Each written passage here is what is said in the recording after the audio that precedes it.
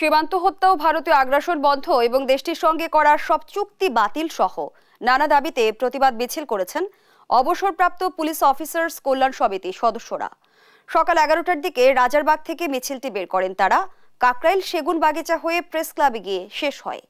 সাবেক পুলিশ কর্মকর্তারা বলেন, ভারতের যে কোনো বিদ্বেষ রুখে দিতে ইউনূস সরকারের পাশে থাকবেন তারা।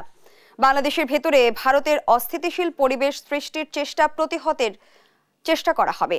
ভারতের উস্কানি এবং প্রোপাগান্ডার বিরুদ্ধে কর্মসূচি অব্যাহত রাখার কথাও বলেন অবসরপ্রাপ্ত পুলিশ কর্মকর্তারা।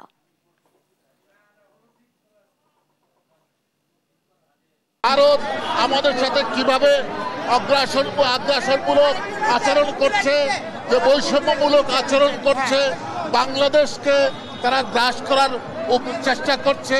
আমরা এই জন্যই এর বিরুদ্ধে তীব্র প্রতিবাদ জানাচ্ছি। এই প্রতিবাদের প্রমাণস্বরূপ আমরা আজকে রাস্তায় নেমেছি।